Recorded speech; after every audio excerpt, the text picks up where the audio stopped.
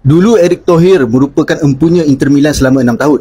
Kini pasukan Como 1907 dimiliki oleh keluarga Hartono menerusi syarikat rokok besar Indonesia Jarum.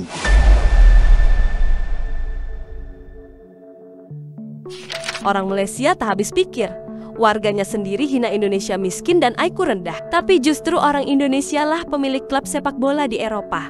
Seorang influencer Malaysia ini bicara belak-belakan selain Erick Thohir mantan pemilik Inter Milan. Como 1907 adalah seorang miliarder dari Indonesia. Padahal saat dibeli kondisi klub itu sangat memprihatinkan.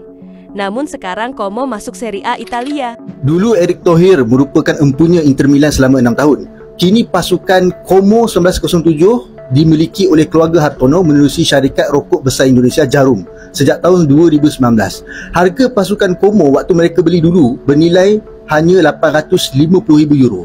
Mereka ni bukan beli saja-saja, tapi macam-macam pembangunan mereka buat. Patutlah penyokong Como sayang betul dengan pemilik Indonesia mereka ni. Mana taknya, waktu mereka beli pasukan Como dulu, mereka hanya berada di Liga Serie D, Itali. Kemudian naik ke Serie C, B dan kini di Serie A.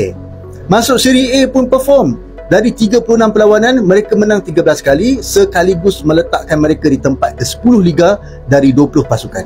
Lebih menarik lagi ialah ketua jurulatih Como sekarang ni ialah Cesc Fabregas, bekas pemain pasukan kebangsaan Sepanyol yang terkenal. Selama ni kita tak pernah dengar kan pasukan Como dekat Itali ni. Nah sekarang disebabkan orang Indonesia ni, hari ni satu dunia kenal Como. Dan mana tahu kalau Como turut boleh jadi pasukan gergasi Itali pada masa hadapan kelak. Dihina orang Malaysia, tapi dibantah oleh warganya sendiri. Sebut-sebut Indonesia miskin dan IQ rendah, nyatanya orang Indonesia lah yang kini dikenal di belantara Eropa melalui sepak bola. Indonesia punya Erick Thohir, mantan pemilik Inter Milan yang sekarang juga pemilik saham di Oxford United. Ketua umum PSSI kami ini yang kalian sebut-sebut disetarakan dengan Tengku Ismail Idris. Lantas kalian menolak dan hina timnas kami.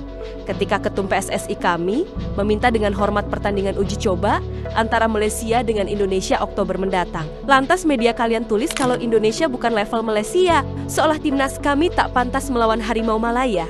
Ya memang tepat jawabannya.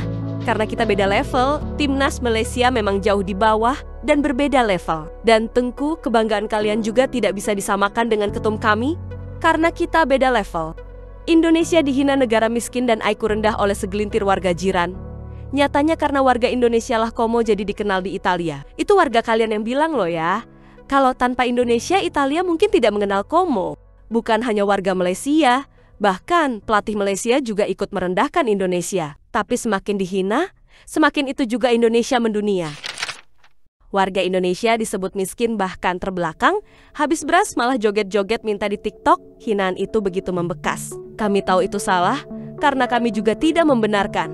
Tapi inilah fenomena yang terjadi. Setidaknya kami tidak menghina Malaysia, jika kami tidak dihina terlebih dahulu. Dan anehnya, warga Malaysia hina-hina Indonesia, tapi justru Indonesia dibela oleh warganya sendiri. Karena bagi warga Malaysia yang waras, netizen Malaysia juga kelewat batas, menghina-hina negara orang seenaknya dan seenak mulutnya. Orang Malaysia pun bak komen dekat media sosial ni memang kuajar sangat lah kadang-kadang.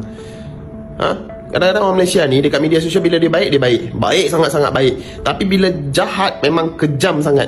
Tengok video trend Aisyah, trend apa entah wadidah apa joget apa entah yang dekat Indonesia, yang pelajar sekolah menengah dekat Indonesia dia buat masa perpisahan tu, video joget-joget tu. Cuba buka komen dia, orang Malaysia. Oh selamat datang kilang kat Malaysia. Oh joget-joget pun lepas tu jadi pembantu rumah dekat Malaysia. Joget-joget pun jadi kuli dekat Malaysia. Bayangkan kalau orang lain, negara lain tengok video-video yang anak-anak kita buat dekat Malaysia ni, lepas tu dia cakap macam tu. Bayangkan perasaan dia macam mana.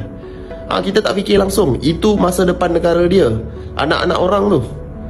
Entah yang joget-joget tu juga jadi presiden Indonesia nanti. Nampak macam mana kalau macam tu?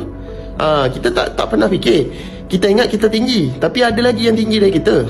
Kalau orang Singapura tengok video budak-budak dekat Malaysia ni, yang rempik-rempik semua, dia akan kata lah, selamat datang lah jadi buruh kat ini, jadi buruh dekat Singapura lepas ni.